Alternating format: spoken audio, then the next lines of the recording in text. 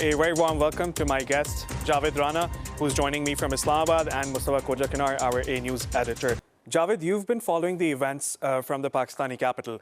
Now, tell me about these allegations. Why has India been blaming Pakistan for the attacks in Pahalgam, which is in the Indian-occupied Kashmir? Why is India blaming Pakistan, and what sort of evidence does India possess right now through which it can target Pakistan? I think at the heart of the allegations that India has come up with against Pakistan is a long-held suspicion, is a long-held hostility between two countries. It's not that they have some kind of evidence about the involvement of Pakistan. It is the hostility, the pattern of relationship that both countries have been having. Both countries have been accusing each other of supporting terrorism. India has been blaming Pakistan for supporting Kashmiri freedom fighters. I mean, it's been the long story. And in a similar fashion, Pakistan has been blaming India that it has been supporting terrorism in its southwestern Balochistan province, bordering with Afghanistan and Iran. So that long hostility and that lack of trust deficit is the core reason on the basis of which India has been blaming that since this attack has happened, so since in the past there were similar incidents where they think that Pakistan is involved, so that is the reason that they are blaming Pakistan. Now, Pakistan has been asking for evidence. If there is any actionable evidence, let me repeat the word of actionable, which means it should not be based on hearsay. It means that it should not be based on any coercive tactics under duress. If you torture somebody and ask him to give a statement against Pakistan, it should be through verifiable mechanism. That is something which India is not coming up with. There was a similar situation back in 2019 when there were 3 to 4 dozen people, probably there were 44 India's paramilitary members of the paramilitaries were killed in the disputed Kashmir region, and as was expected, the allegation was leveled against Pakistan, and then India carried out strikes inside Pakistan, and no one was killed, but then Pakistan retaliated. Pakistan shot down 2 of its warplanes, and one of the pilot was arrested. And it was a great source of humiliation for India.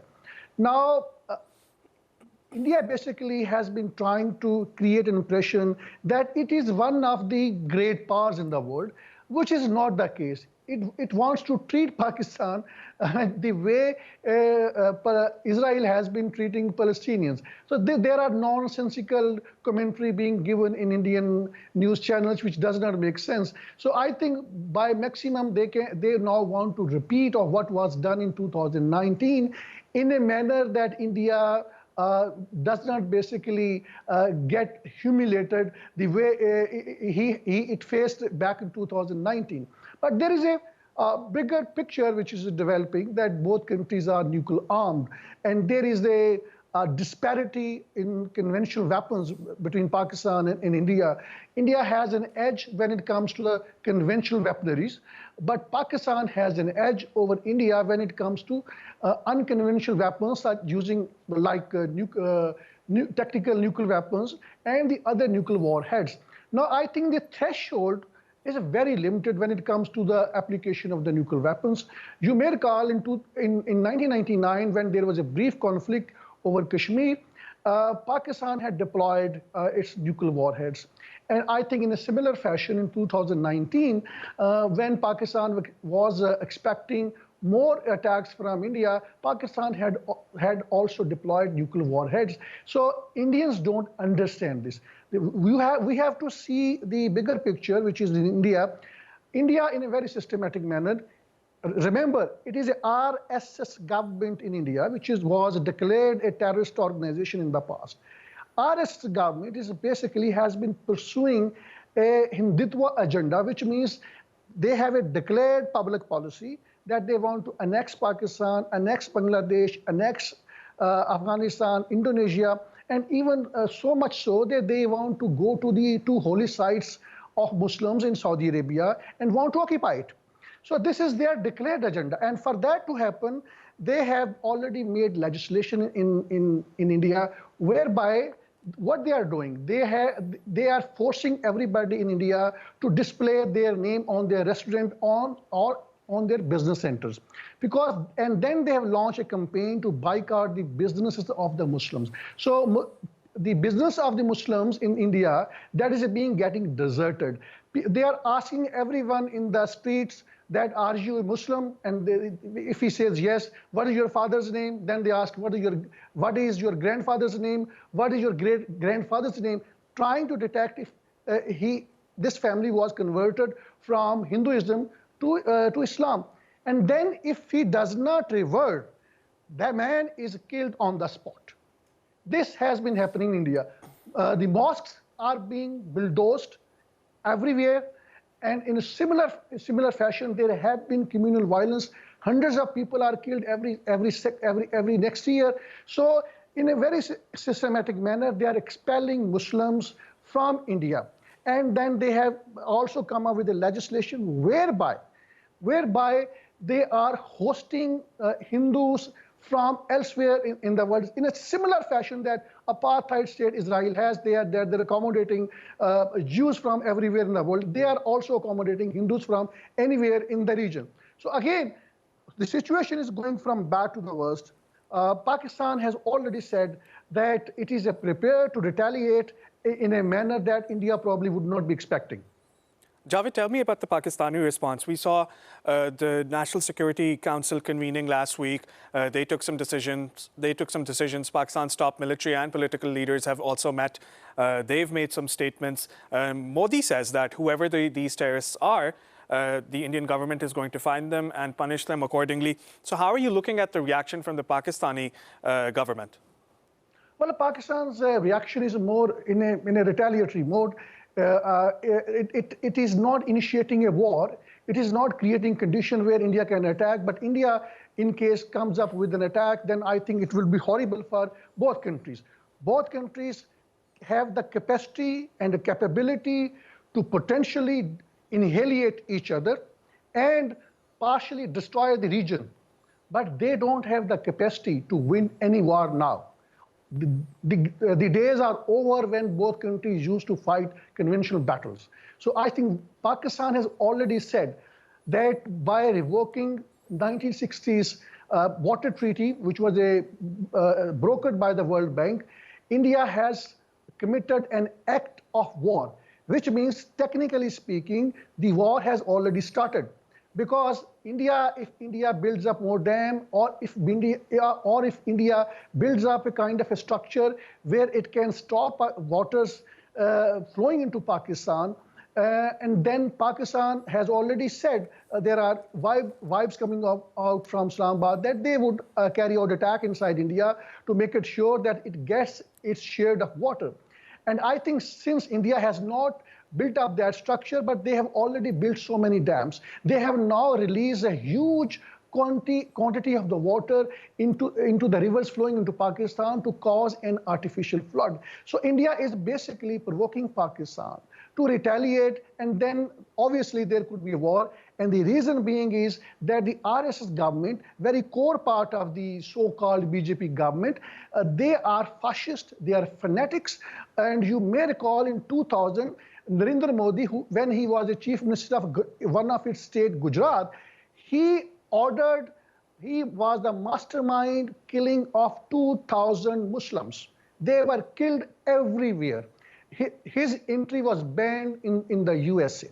India is a fanatical state, but given the fact that it's a big market for the West, that is why we do not see much voices coming from the West. But remember, if there is a war between India and Pakistan, the entire trade of the world would be disrupted, their investment would be disrupted. It will be a recipe for disaster, not only for the region, but also for the economy of everybody in the West.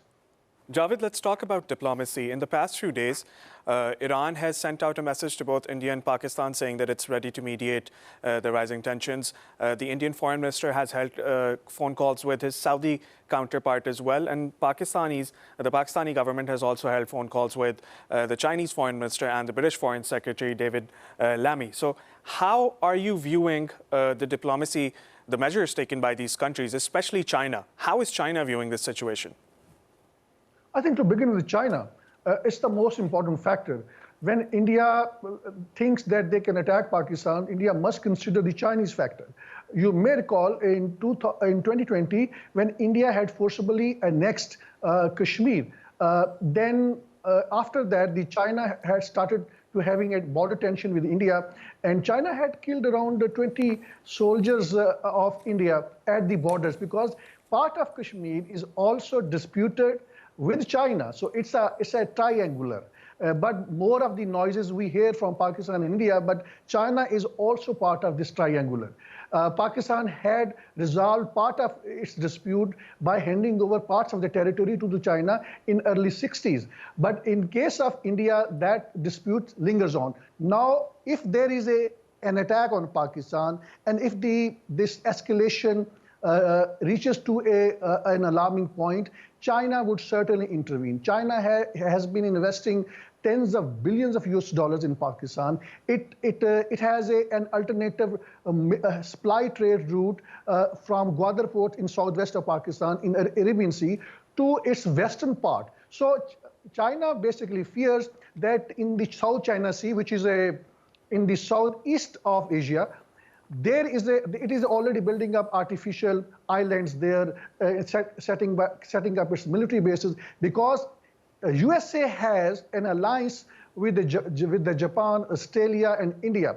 Because now big powers that are fearing that there may be a bigger conflict, and I think in that context, China has a role to play, because China has also its at least disputes. At least there is another state with India where China has a claim, and in a similar fashion in Kashmir. So I think China would intervene in case this border tension escalates, and even if it doesn't come out on the surface, behind the scene, in terms of cybersecurity, in terms of sharing all kind of intelligence, in terms of providing satellite help in any guided missile attack on India, China's help is going to be very forthcoming, and also in terms of, more importantly, very sustained supplies of the weapons from China. Pakistan is largely not dependent, Pakistan so far as military hardwares are concerned, onto China and partially on Turkey. Now I think very little part is also Pakistan is dependent onto the US, but I think that's no longer a big game. So I think China's role is extremely important. The other factors, I think we can ignore, but given the fact that China is there, I think there are many assessments going on that if any iota of rationality prevails in New Delhi, I think India would not be able to carry out attack on Pakistan, because India knows that there would be certainly a retaliation. What would be the shape of that retaliation? It is not known. But given the fact that there is a RSS government, which is a fanatical government, which has an expansionist agenda, which never conceded to the fact that Pakistan is an independent state, it has always said that it would annex Pakistan. So you can expect any madness coming out of New Delhi. We should not forget that Prime Minister Narendra Modi is a part and parcel of RSS wing, and they have a very nasty agenda, not against Pakistan, but also against the rest of the nation in the region. Javed, I want to discuss the Indus Waters Treaty with you. I want to touch upon that as well. Now, this was brokered in 1960 by the World Bank, and India and Pakistan signed this treaty to get a fair share of distribution of water from the Indus River. Now, when India stated that it's going to cut the water supply from the Indus River, people started to panic, but there's another aspect to this as well. It's not going to do any damage in the short run, because India does not have the capacity or the dams or the reservoirs needed to stop the flow of the Indus River. So how are you looking at this particular stance that the Indian government has taken, that it's going to stop the flow of water from the Indus River? And what are the implications, or what are the problems that Pakistan could face in the long run if India continues to threaten Pakistan in such ways? I think to begin with, let me explain the legal position. Under this treaty, which was brokered by the World Bank in 1960, this treaty is irrevocable. It cannot be revoked. It cannot be shelved. So if there have to be certain changes within the terms and conditions of this treaty, I think those have to be settled between two countries with each other's consent. So India basically, even before this conflict, long ago has been saying that they would revoke it. And then there was not a situation like the one that we are right now in. So many people in Pakistan, they have an assessment that India perhaps has conducted a false flag operation to create a situation where it could justify revoking this shared water treaty. Now, Pakistan is a low riparian country. The water flows into Pakistan, and Pakistan's agriculture is significantly dependent onto the water coming from India and other parts of the region. So in case India blocks that flow of the water, that means it would hurt Pakistan's economy.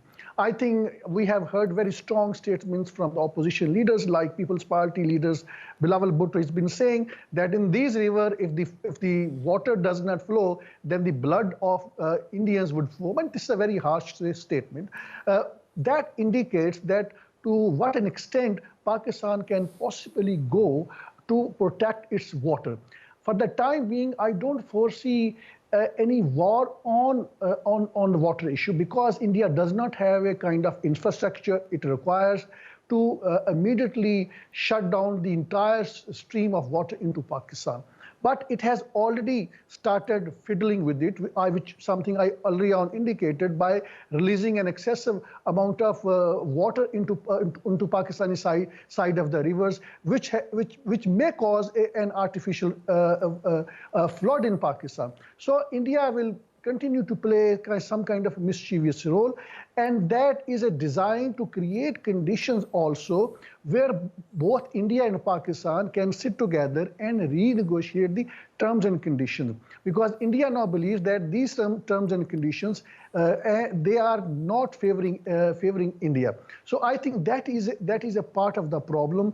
India at this particular point of time has been knocking down the Western capitals, telling them that the terrorism is coming from Pakistan, and it needs a kind of a support from the West to carry out attack inside Pakistan.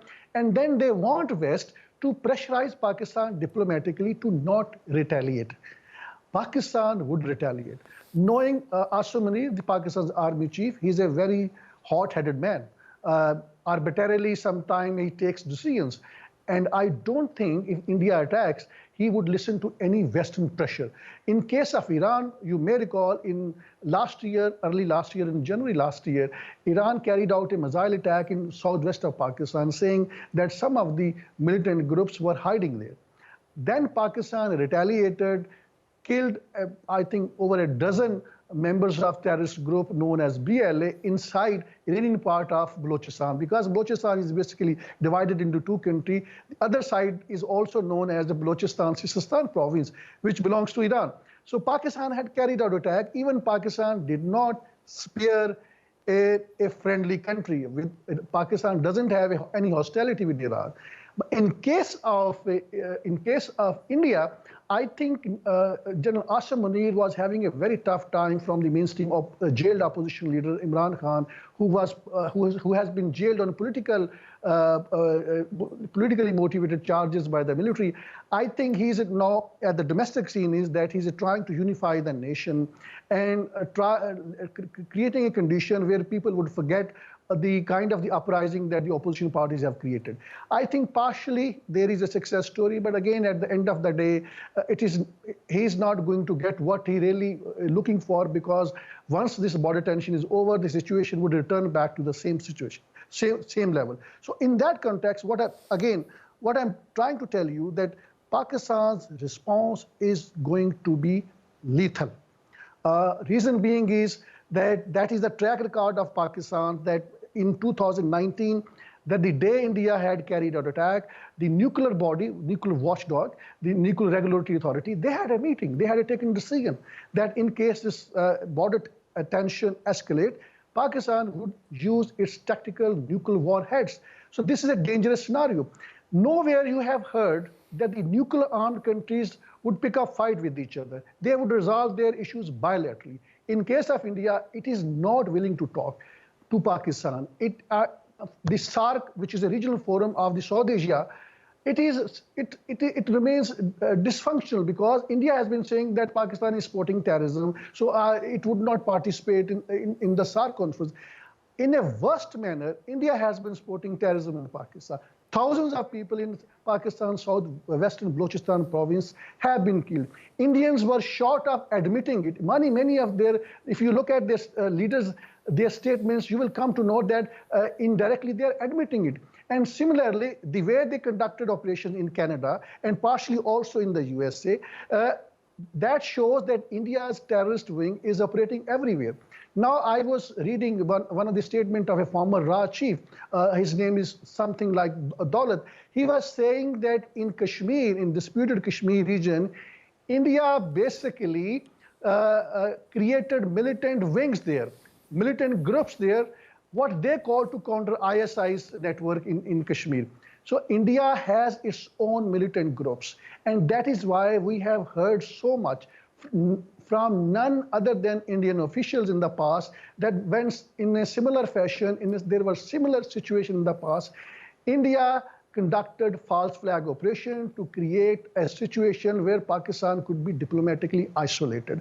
Partially, it succeeded because Pakistan had a very strong, thick relations with the Middle Eastern Arab monarchs. Now, I think India has also captured the imagination of Arab monarchs. They are investing more in India than Pakistan. Partially, Pakistan is also responsible because of the incompetence and the political crisis. But in a broader picture, right now, the entire game of India is, their focus is to get the support of the West and carry out some kind of attack. And then each time, whenever there have been border tension with Pakistan, you will see there are some elections in India. Similarly, in India right now, there are going to be elections after a couple of weeks, perhaps. And then Modi needs something to tell their people. And that is Pakistan is something where he stokes hate among people. And he has been winning elections on the basis of causing a public resentment against Pakistan. Unlike Pakistan, whenever there are elections in Pakistan, India is not an issue in Pakistan. Pakistan is the least bothered about. But in case of Prime Minister Modi, he always makes Pakistan an issue, and he needs a bigger conflict, or at least some kind of smaller conflict, and then by using the West, pressurizing Pakistan not to retaliate. In case of India, Pakistan doesn't listen to anyone. Political analyst Javed Rana, thank you for joining us from the Pakistani capital, and thank you for updating us on the latest developments as well.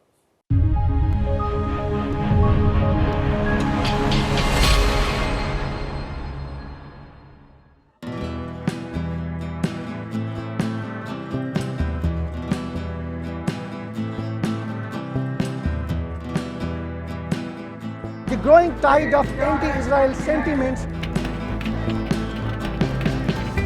What you see behind me is just tip of the iceberg of what is happening in the country. More than half of $52 billion black CIA budget is spent on espionage network in Pakistan. How would you handle it? The US has looked upon Pakistan as an ally at one point, and then as an enemy at the same time. That is going to be the first legal reason on the basis of which he is going to be instantly ousted by the Supreme Court of Pakistan. Joining us live, Javed Rana, who's an expert on politics and geostrategic issues. In the world politics, which is not being driven by any moral principle, it is being driven by the hard geostrategic realities. In a broader picture, more countries would aspire to have nuclear weapons.